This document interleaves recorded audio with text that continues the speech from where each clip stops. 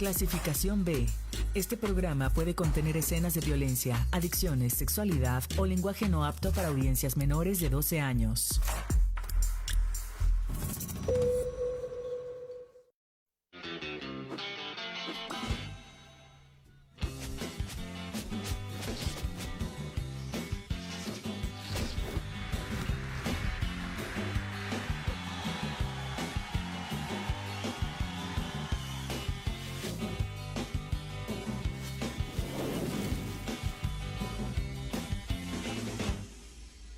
¿Qué tal? ¿Cómo está? Me da mucho gusto saludarle.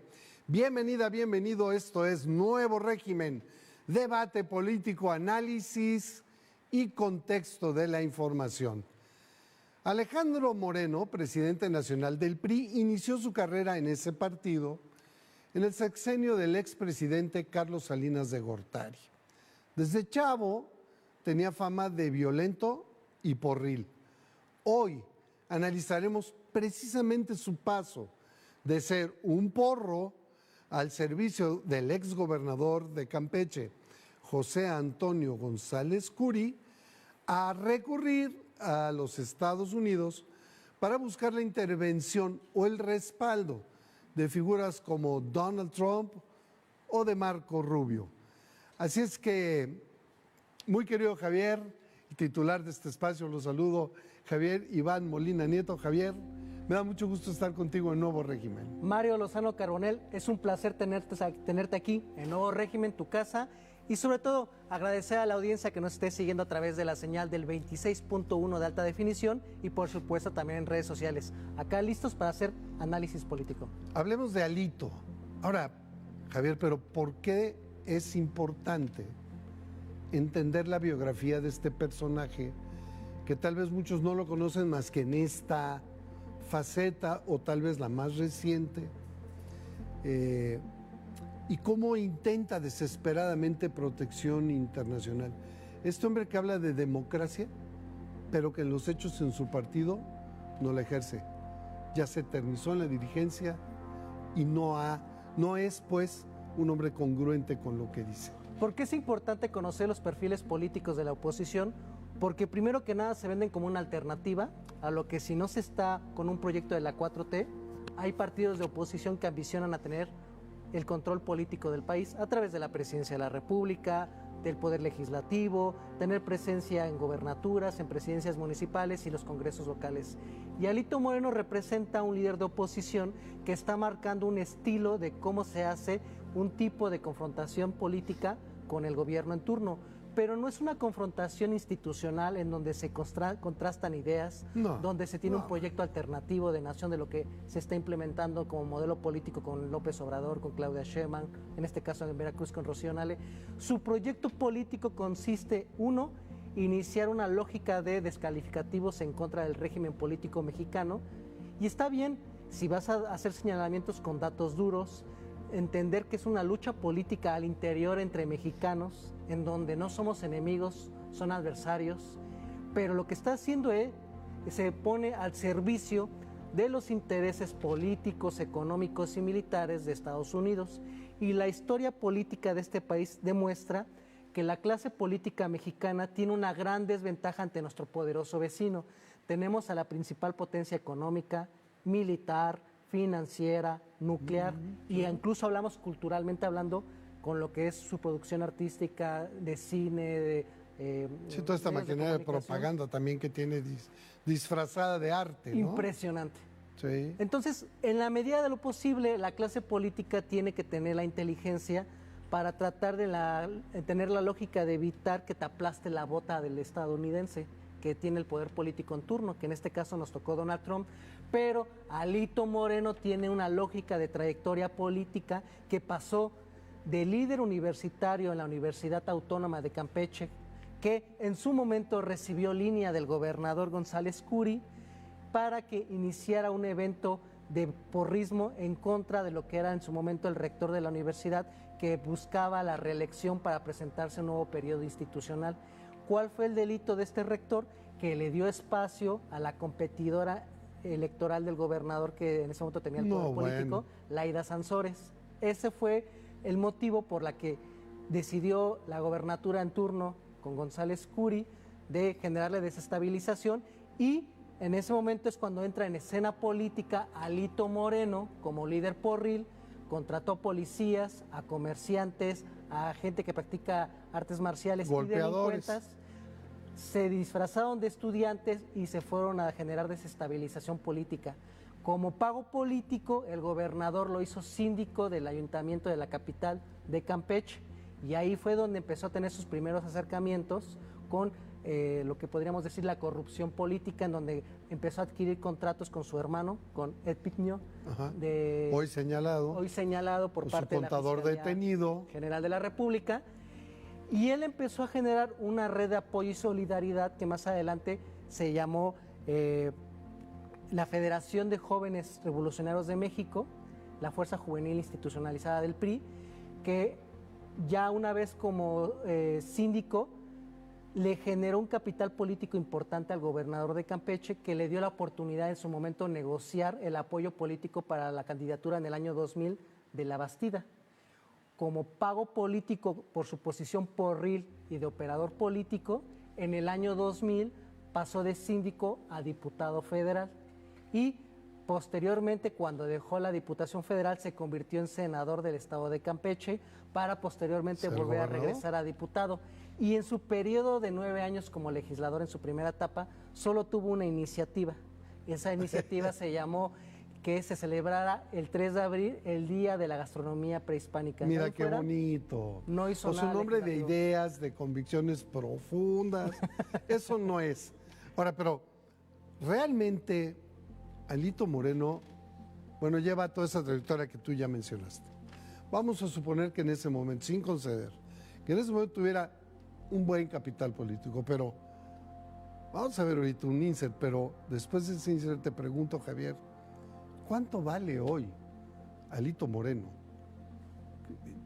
Digo, no quiero minimizar nada, a nadie se le minimiza, todo puede ser peligroso hasta cierto punto, pero ¿cuánto vale hoy Alito Moreno y quién lo sigue? En su momento Laida Sansores, porque lo que platicaba Javier es bien interesante, él entra para bloquear a Laida Sansores en la Universidad de Campeche, pero resulta que al paso del tiempo, quien llega como gobernadora constitucional de Campeche es Laida Sansores, y obvio le rasca para atrás a Alito a ver qué desorden dejó cuando fue gobernador. Esto dijo en su momento Laida Sansores, gobernadora de Campeche, de cómo Alito Moreno habla de pagarle a periodistas como Ciro, como Joaquín López Dóriga, o directores de periódicos como Tribuna, que es muy influyente en su zona, para difundir información positiva sobre de él. Es decir, reconociendo abiertamente que sí hay chayo. Así lo dijo Laida.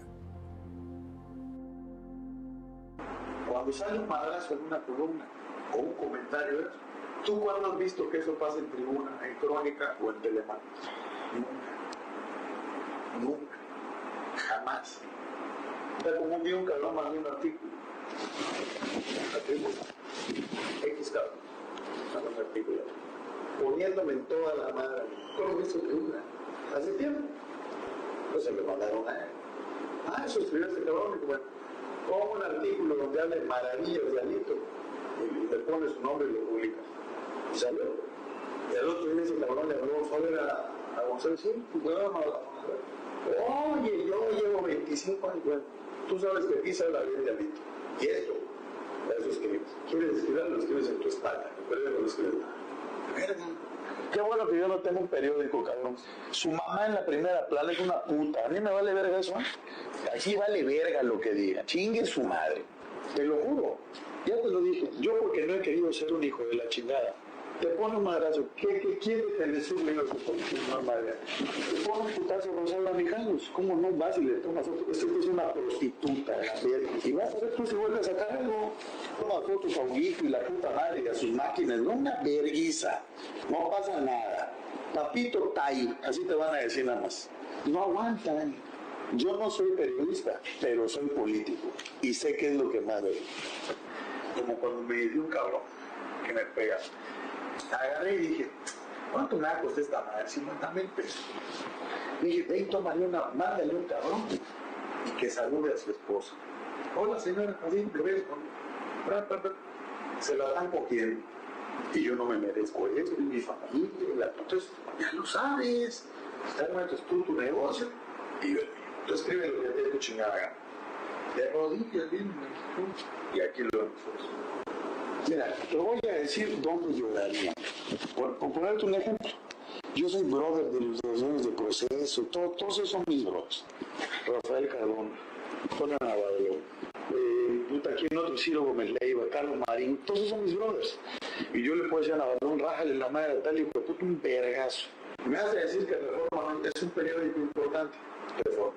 Pero ¿cuántos periódicos hay? ¿Cuántos se leen? TV Azteca, la pinche televisor. 3 vergazos, o sea, te la hago más fácil. 2 vergazos a lo que dure, se acabó el desmadre. Tampoco aguanta. Finísima persona, ¿no? Debería hacer buches de cemento con varilla corrugada, diría mi mamá, para esa boquita. Y eso es lo que quiere usted, a él quiere seguir para ser líder. ¿Y con qué autoridad moral, Javier, critica qué en este país? ¿Y cuánto vale Alito hoy? Sí, sobre todo que él declara que él debe ser un líder que represente a los medios de comunicación, a la libertad de expresión, y él también ha tenido audios donde declara que a la prensa, a los reporteros se les debe de matar de hambre. Así es. Para que no les des para que se mueran de hambre. Entonces, los números de Alito Moreno, una vez que dejó la diputación en el año 2015, se convirtió en gobernador y él dejó a 35,000 campechanos que pasaron de clase media a pobre. Triplicó la deuda del Estado pasando de 750 millones a más de 2,000 millones de pesos. Ahora, en su etapa como gobernador se le hace la acusación de que se adquirió una mansión de 300 millones de pesos, tiene 19 propiedades valoradas en 240 millones de pesos y una parte importante como dirigente del PRI. Cuando llegó al máximo cargo de dirigir el partido en ese momento importante de la República Mexicana, que tenía la presidencia a Enrique Peña Nieto, tenía 12 gobernaturas. Actualmente en el ejercicio del poder político solamente tiene 2. Sí, lo despedazó. Un padrón de 6,700,000 afiliados, hoy actualmente solo cuenta con 800,000. Ese es Alito Moreno. A lo mejor se compró todas esas propiedades con la tanda, ¿no? Que se ganó. No Podría sé, Javier. ser. Pero no es lo que queremos para México. Vamos a otro tema.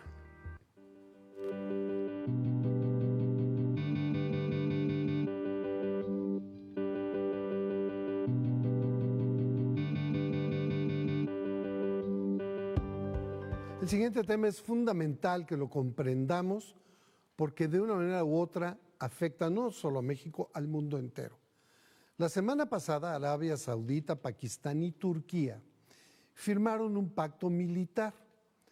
El objetivo de este pacto es, ellos dicen, fortalecer su defensa como naciones del Medio Oriente en un denominado Acuerdo de Defensa Conjunta de la Meca.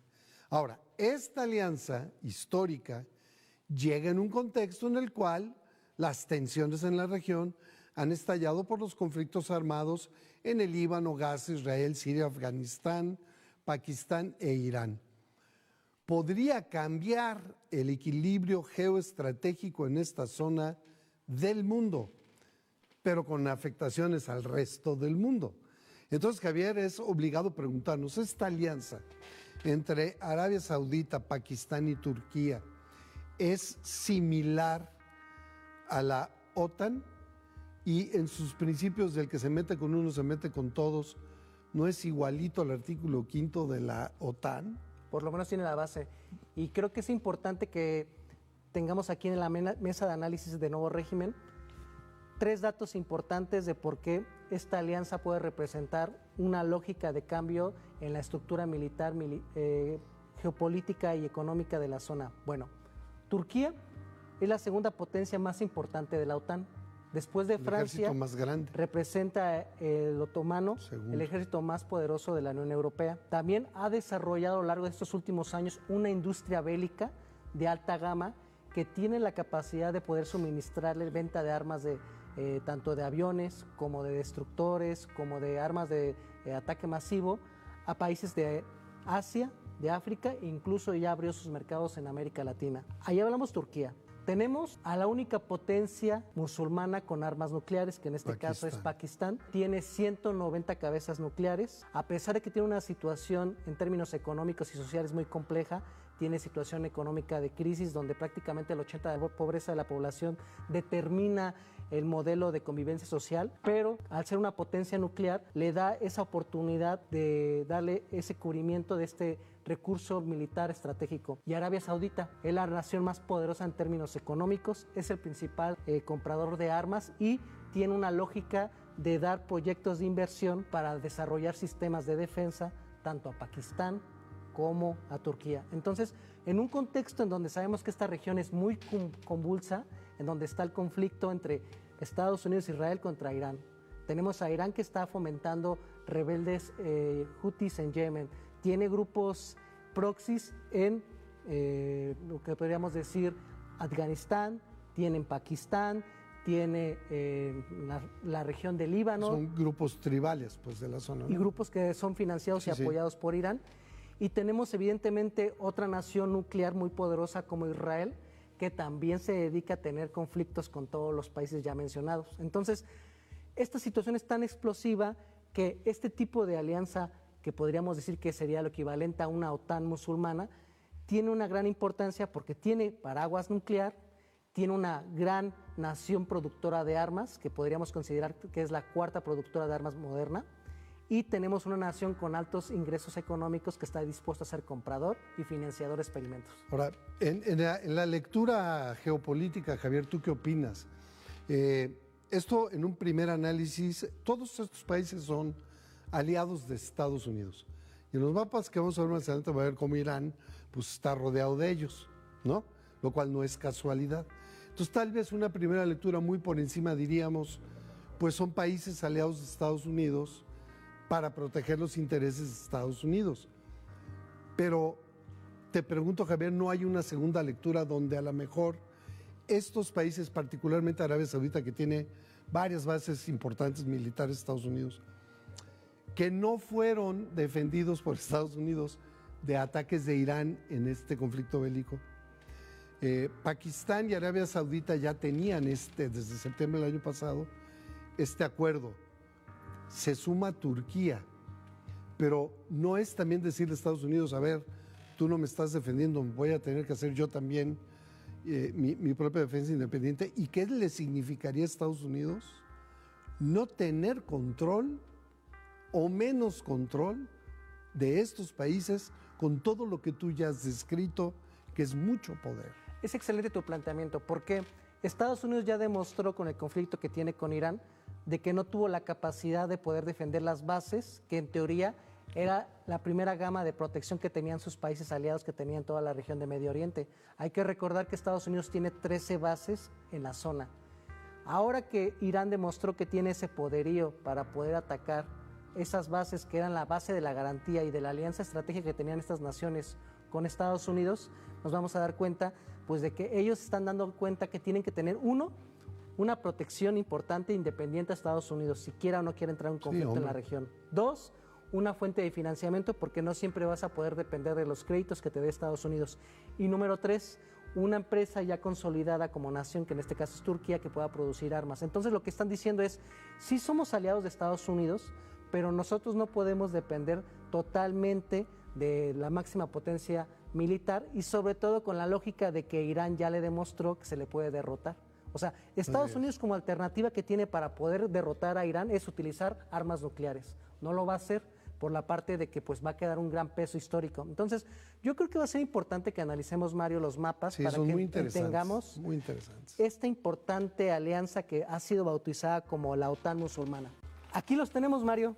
Tenemos a Turquía. Si se dan cuenta, Turquía es un país muy importante porque es la llave de conexión entre Asia, África y Europa. Sí, tiene las 3 fronteras. Y es la segunda potencia en términos militares de la Unión Europea y hablábamos de que tiene la capacidad ya de exportar armas tanto a Asia, África y América Latina. Después tenemos Arabia Saudí, que es la máxima potencia económica, con las segundas reservas probadas más importantes tanto de petróleo como de gas. Y tenemos a Pakistán, que a pesar de la alta gama de situaciones complejas que tiene, entre ellas pobreza, el 80% de la población, tiene 180 cabezas nucleares. Y ahí tenemos al adversario común de los tres, que es Irán. Y también Israel. Sí, Israel está también ahí junto a... Israel se tiene cálculos de que tienen 400 bombas nucleares. Es una cifra muy conservadora. Pero fíjate ese mapa que tú nos presentas. Vean, Irán en naranja, y vean cómo está rodeado por los nuevos Quads, sus nuevos aliados, y cómo Pakistán e Israel apuntan armas nucleares a Irán. Y ahora, aquí nos vamos a dar cuenta de las bases que tiene Estados Unidos, por ejemplo, en las zonas donde tenemos ahorita una situación muy compleja. Por ejemplo, en donde dice Golfo Pérsico y Golfo de Omán, es lo que actualmente es la ruta más importante que tiene Irán respecto a la parte de producción de gas y petróleo, que es el Estrecho de Hormuz, donde se produce prácticamente una tercera parte de la producción de combustibles como petróleo y gas. Y en la parte de abajo de Arabia Saudita tenemos el Mar Rojo, que es el otro corredor importante que te conecta con el Canal de Suez, que está por Egipto, y que esa parte también pueden bloquear 2/3 partes del comercio de esta región, de lo que conecta África, Europa y Asia. Y tenemos a Pakistán. La situación compleja es que Pakistán tiene problemas ahorita de guerras con Afganistán, donde se están atacando. Sí, se dan sabrosos. Pakistán y con la India, otra potencia nuclear. Entonces, aquí nos damos cuenta del polvorín político. En ese mapa que estábamos viendo, estas bases que creyeron que eran a su vez línea de defensa, no es que no esperaran que las atacara Irán, es que dijo Arabia Saudita, pero ellos nos defienden.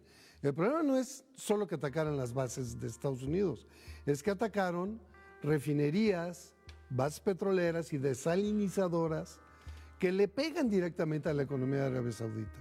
Bueno, es tal el conflicto que a lo mejor, digo, el ejemplo, Javier, a lo mejor me regañas por el ejemplo, pero Aramco, que es una de las grandes empresas petroleras y de combustibles, ya está dudando de continuar o no como patrocinador en Fórmula 1, no por el equipo, que por cierto va re mal, sino porque es tan inestable el tema económico en la zona hoy día que no podrían sufragar, tienen que empezar a hacer nuevos proyectos. Pero esta alianza de estos tres, aguas, porque recomponer el espectro geopolítico en esa zona es quitar la influencia de Estados Unidos y dejarla a estos tres países. Y también en esa región han tenido intervención otras potencias, Rusia, China, también tenemos ahí la participación de lo que ha sido en su momento la OTAN como una potencia aliada de Estados Unidos, y evidentemente ahí la gran base que tienen como aliado occidental Israel. Entonces tenemos una región que parece ser que a lo largo de todo este siglo XX no va a tener estabilidad, porque tenemos recursos naturales, tenemos conflictos étnicos religiosos, tenemos disputas territoriales y tenemos también una larga historia de convivencia de tres grandes religiones: la cristiana, la musulmana y la judía. Y esa situación puede ser un polvorín para conflictos futuros. Pues es que ve la mezcla: religión, dinero, política. Y armas. Y armas. Puf. ¿Pero por qué nos va a pegar? Van a subir los combustibles, ya verá, y el gas. Vamos a una pausa, regresamos, no se vaya. Esto es Nuevo Régimen.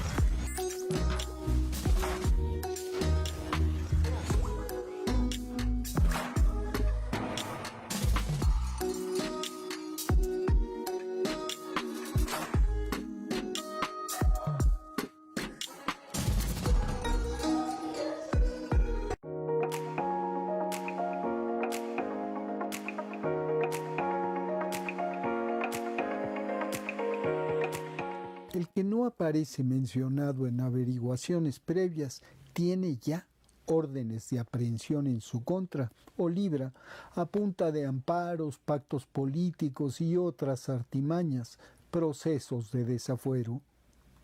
Otros, como el exgobernador de Tamaulipas, Francisco García Cabeza de Vaca, simplemente salieron corriendo de México y hoy, entregándose en cuerpo y alma al gobierno estadounidense, evitan su extradición.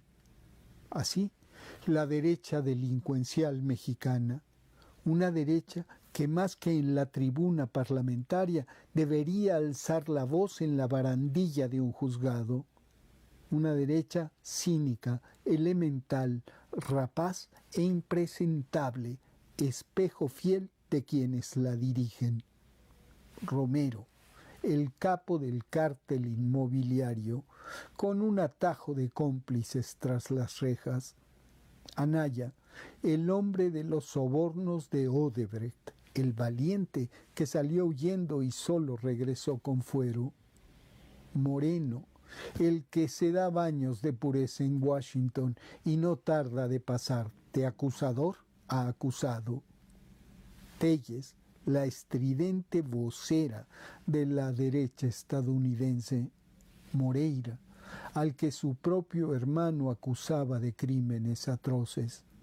Maru Campos, a la que su traición a la patria ha puesto contra las cuerdas, aunque se sienta hoy, gracias a sus asesores de imagen, una Xóchitl reciclada y en la antesala de la presidencia de la República.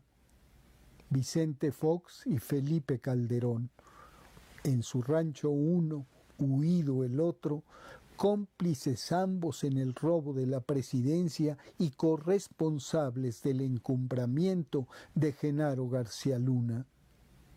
Todas y todos se fingen víctimas de persecución política y tienen el descaro de presentarse, luego de haber sido parte de uno de los regímenes más represivos, autoritarios, corruptos y longevos de la historia moderna, como mártires de la libertad y la democracia.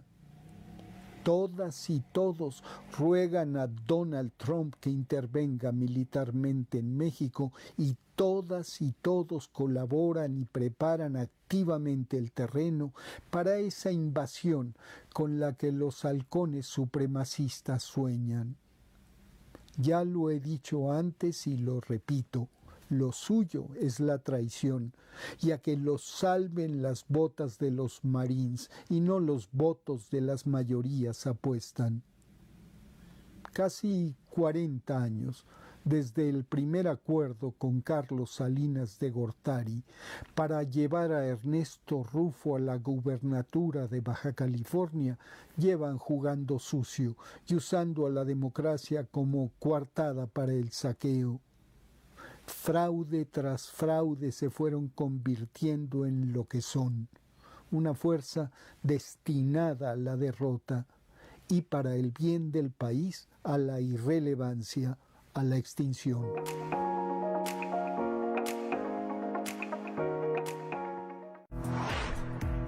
Soy Mario Lozano Carbonell, te invito a que me acompañes en el programa Soluciones, martes y jueves de 12 a 1 de la tarde.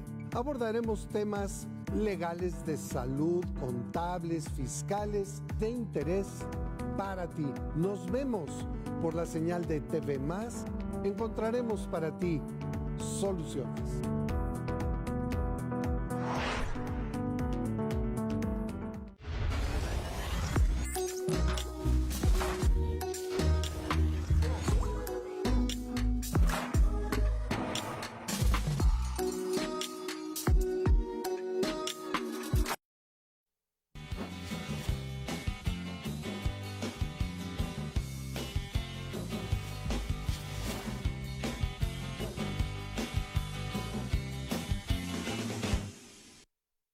Gracias por continuar con nosotros en Nuevo Régimen, análisis político, contexto y análisis de la información. La segunda administración de Donald Trump se ha caracterizado por tener una crítica constante al gobierno de izquierda en México. al presidente de los Estados Unidos no le ha gustado la actitud del gobierno de la presidenta Sheinbaum de mantener una política que rechaza la injerencia de Estados Unidos en temas soberanos, nacionales, que en realidad marca una continuidad en el discurso y del accionar político gubernamental que tuvo su antecesor, el expresidente Andrés Manuel López Obrador. Así es que, Javier, ¿por qué Estados Unidos quiere atacar una y otra vez la influencia de López Obrador en la política mexicana, cuando además en el primer periodo de la presidencia de Trump tuvo muy buenos acuerdos con López Obrador? ¿Por qué hoy la influencia de López Obrador es atacada de esa manera en la política mexicana? Porque López Obrador construyó la base del movimiento político y social que lo llevó al poder a él y que ahora dirige la presidenta Claudia Sheinbaum a partir de la construcción de una base popular que le dio el poder político. A partir de la construcción de una base popular que durante 20 años López Obrador construyó, en el recorrido que dio por todos los municipios del territorio mexicano, en donde prácticamente podríamos hablar que conoce de pie a pa a los principales liderazgos, operadores políticos, referentes sindicales, referentes de líderes sociales, referentes políticos, grupos empresariales. López Obrador fundó las bases de lo que iba a ser la estabilidad de un régimen político que iba a trascender más allá de su sexenio. El liderazgo que tiene López Obrador lo debemos de entender con la lógica de que él basó su poder político a partir del apoyo popular. López Obrador tiene el respaldo popular de la población para que en su momento él pudiera implementar reformas políticas que le quitaron el privilegio político y económico a esas élites que anteriormente veían a los presidentes de la República como subordinados. Evidentemente López Obrador sabe que Estados Unidos es una potencia, que es la principal forma de desestabilizar que tiene esa nación, con la lógica de acusarte del crimen organizado. Pero a diferencia de lo que sí ha tenido éxito en América Latina de vincular a la izquierda con el crimen organizado para desestabilizar, López Obrador tejió siempre la lógica de la utilización del poder político con la cercanía al pueblo.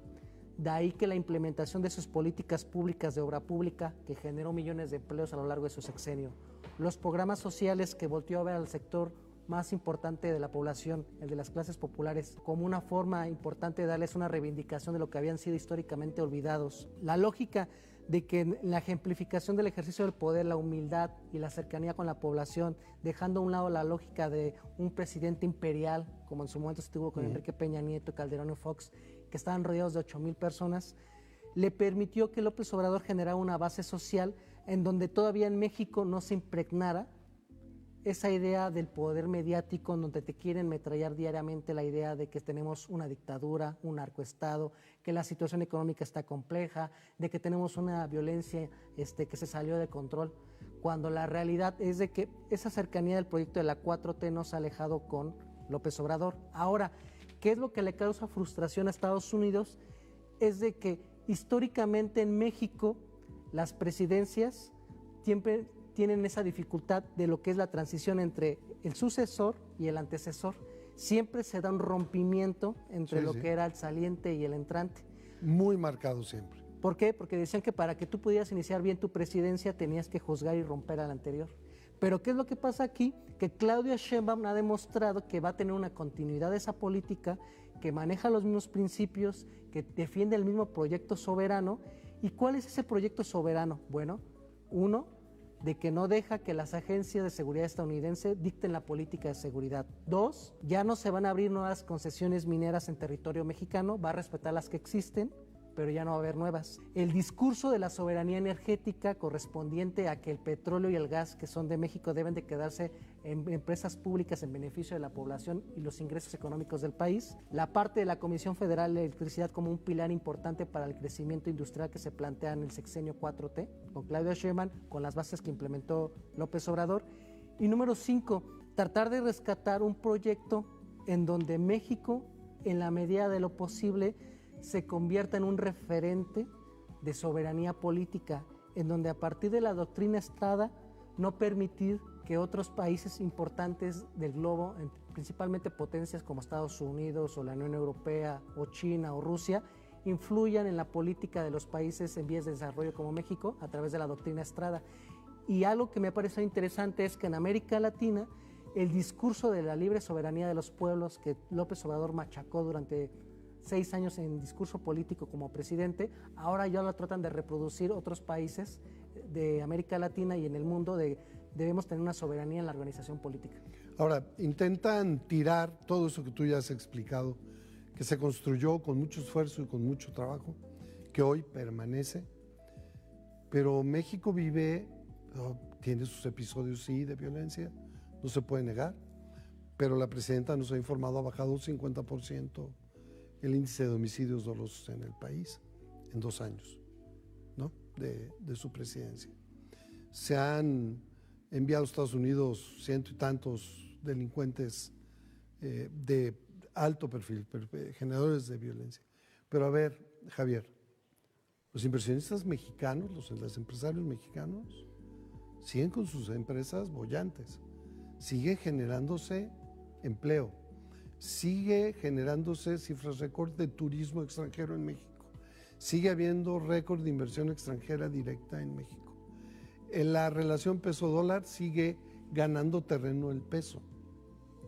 ¿Cómo es entonces que estos ataques furibundos, donde por ejemplo quitan visas, pero solo a los de izquierda, no a los de derecha, no ha podido mellar esta parte de la imagen del expresidente López Obrador, que en algún momento dijo, si atacan la soberanía de México, será uno de 2 o 3 puntos, no recuerdo, por los que yo volvería a salir de mi rancho. ¿Cómo lo dijo el expresidente y cuáles son esas razones por las que, o 3 acciones que lo harían salir de su retiro político?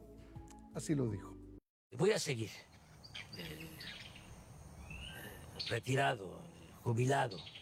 Solo saldría a la calle por 3 razones. Una, si atentaran contra la democracia, como lo hacían antes, que sean los grandes fraudes, ¿no? Los potentados, los oligarcas, con los corruptos, para que el gobierno estuviese a su servicio. Y eso ya no se puede permitir, de ninguna manera. Saldría también para defenderla a ella, si hay intentos de golpe de Estado, si la acosan, salgo. Entonces sí, pero eso no creo que pase. De todas maneras, no está mal que sepan en qué circunstancias sí podría yo salir, sí saldría yo a la calle. Y la tercera razón por la que saldría a la calle sería defender la soberanía de México, porque nuestro país es libre y es independiente, es soberano. Nosotros no somos colonias de ningún país extranjero. Nos ha costado mucho ser un país independiente, soberano. Y si se violara la soberanía, entonces sí saldría a la calle. Ahí tenemos las 3 condiciones que dio López Obrador para dejar su retiro político: que esté en peligro la democracia, que esté en peligro la presidencia de Claudia Sheinbaum o que se viole la soberanía política, económica y social de nuestro país. ¿Y qué característica tiene López Obrador? Y lo mencionabas tú, una política cercana a la gente, acciones que demuestran que no se aleja del pueblo. Eso lo tiene Claudia Sheinbaum también en el ejercicio del poder político.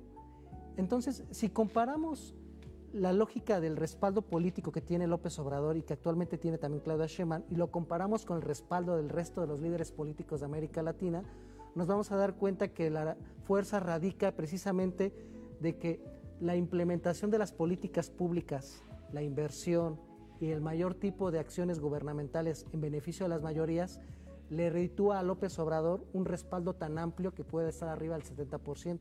La continuidad como heredera política de Claudia Sheinbaum de esas políticas, de esa lógica de hacer gobierno, le permite tener una aprobación que ronda entre el 70 al 76% de acuerdo a la encuesta. Pero ahora, si lo comparamos con el resto de liderazgos de América Latina, sobre todo de derecha, nos vamos a dar cuenta que su legitimidad parte de lo que anteriormente tenían aquí el apoyo del poder político, tanto los del PRI y los del PAN. Vicente Fox, Cedillo, Salinas, Fox, Calderón, Enrique Peña Nieto. Nos vamos a dar cuenta que Espriella, Milei, Bukele, Correa, no, el de Ecuador es Noboa. Parten de que su poder radica en el apoyo económico, financiero y político de Estados Unidos.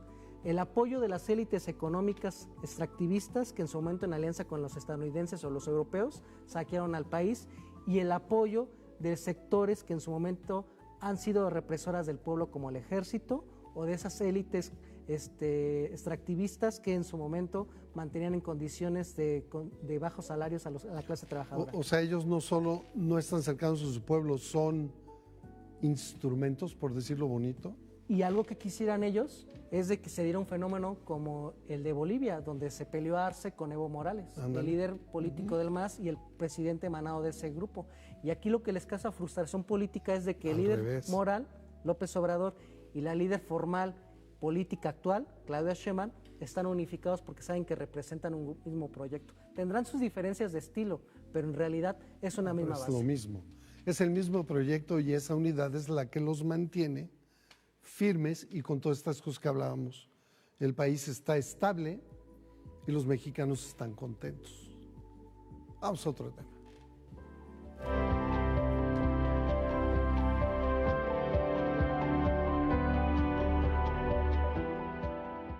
La semana pasada, la gobernadora de Veracruz, Rocío Nale García, inauguró la Fábrica de Negocios Región Sur-Sureste 2026 en Boca del Río. Por fin tuvimos esa fábrica aquí en el estado. Fue un encuentro de vinculación comercial que por primera vez tuvo como sede Veracruz. Aquí se reunieron empresarios, emprendedores y representantes de distintos estados de la República, del sur-sureste y algunos otros. La mandataria estatal destacó la vocación productiva de Veracruz, su ubicación estratégica, infraestructura, pero sobre todo, principalmente, el talento de quienes generan bienes y servicios desde sus comunidades, lo que es de vital importancia para el sector empresarial de la entidad y de todo México, lo que se resaltó durante este primer encuentro.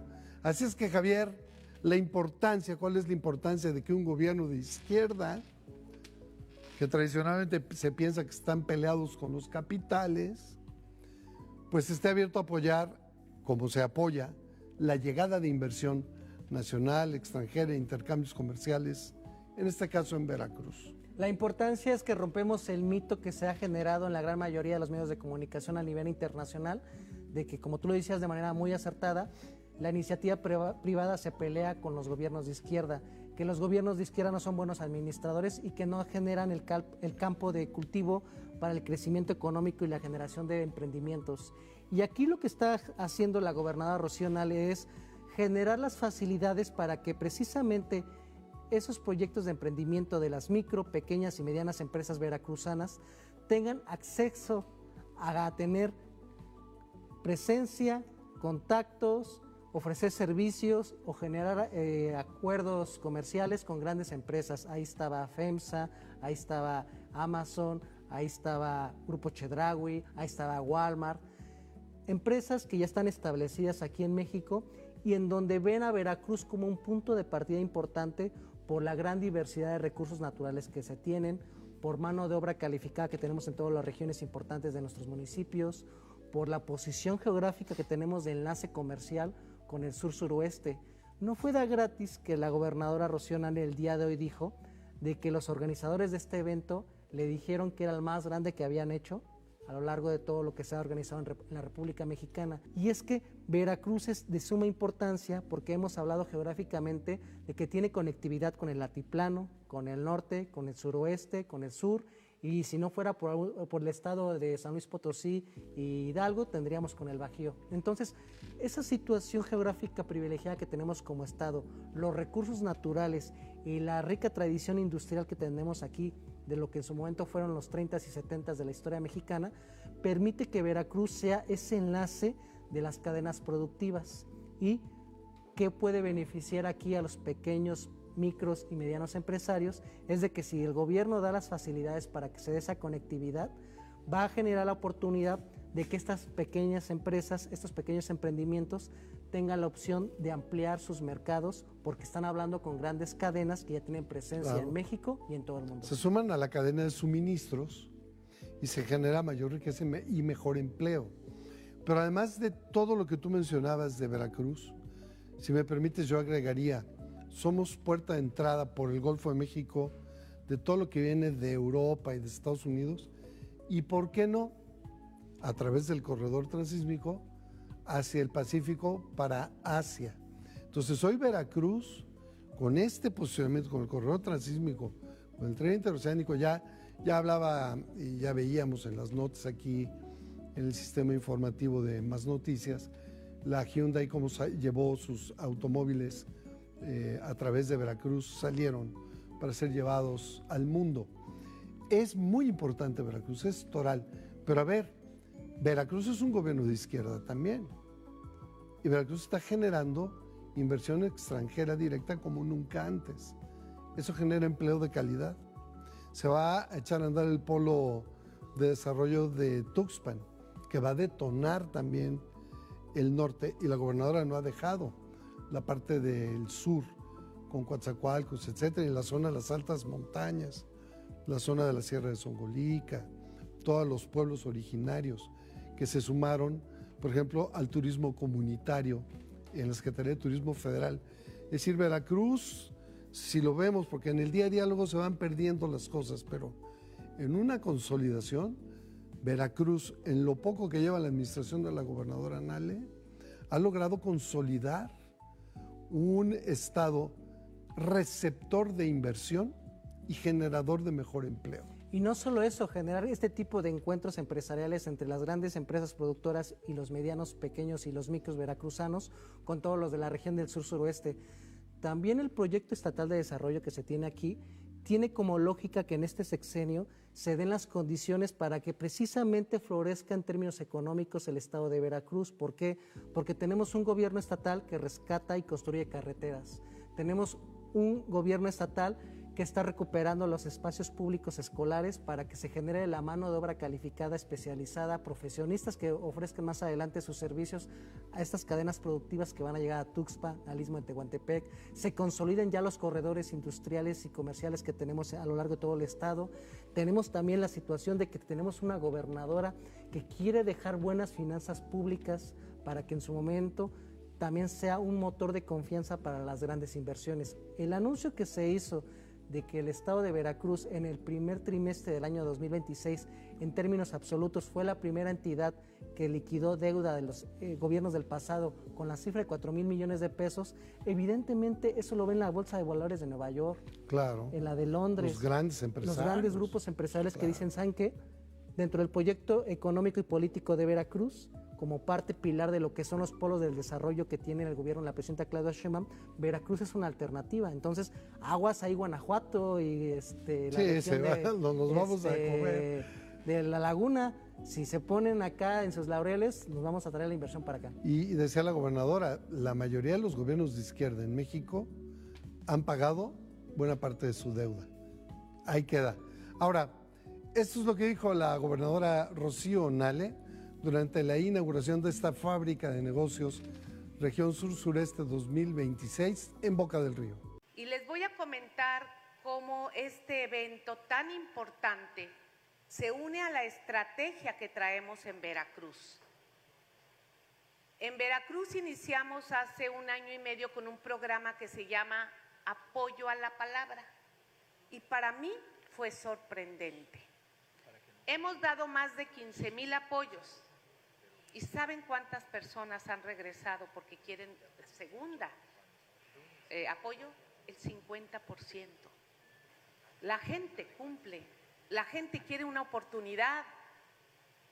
Por eso cuando me comentaron de este evento de la zona sur-sureste, dije, por supuesto, y recibimos aquí a todos los compañeros, amigos, desde Quintana Roo hasta Puebla, o hasta Sonora, pero aquí son bienvenidos todos, porque estamos trabajando en transformar la realidad de Veracruz y apoyar a la presidenta Claudia Sheinbaum. Nos da gusto tenerlos en Veracruz, estamos abiertos a apoyar, estamos abiertos a la inversión, estamos abiertos al intercambio comercial, porque las mercancías se mueven de un lado para otro. Tenemos aquí en Veracruz todos los productos, todos. Cuando les pregunten, oye, pero es que queremos muebles, hay en Tihuatlán, pero también nosotros necesitamos especies. Aquí se produce la pimienta y la canela y otras más. Lo que digan, hay en Veracruz.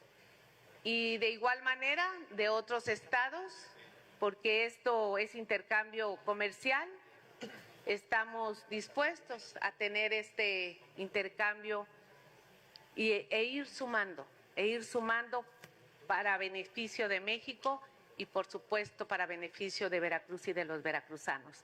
Bueno, durante ese discurso también, Javier, la señora gobernadora platicó de estas historias que de repente no son de titulares de periódico, lamentablemente, de estos ejemplos de personas como una mujer que se le acercó y le dijo, yo necesito dinero de estos créditos de los que hablaba la gobernadora para poner mi fábrica de mermelada porque yo produzco el fruto, pero pues lo necesito hacer mermelada por la temporalidad, etcétera.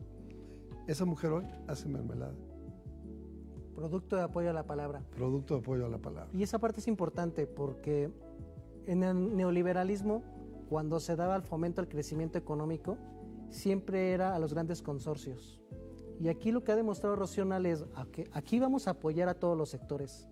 A los de abajo les vamos a dar créditos gubernamentales que a veces ellos no tienen acceso a esos créditos bancarios que sí tienen las grandes corporaciones, pero por ende a estos pequeños productores yo los voy a enlazar con los ya consolidados, con los grandes, para que puedan distribuir sus mercancías. Y creo que Veracruz aquí tiene una oportunidad histórica porque vemos esa proactividad de Rocío Nale respecto a que quiere generar las condiciones para que se den relaciones comerciales, agarrando como punto nodal Veracruz. O sea, no es de gratis que tenemos colindancia con 9 estados de la República y que eso tenemos que explotar. Cuando estos casos se dan, los de esta persona, ahí tan abajo, es cuando la oposición se pregunta, ¿y cómo le hacen para que sigan votando por ellos? Gracias, Javier. Un placer. Por tenerme en Nuevo Régimen. Nos vemos el próximo miércoles. Gracias, Mario. Gracias a usted por el favor, su atención. Gracias al staff vespertino de TV+. Hasta una próxima emisión de Nuevo Régimen.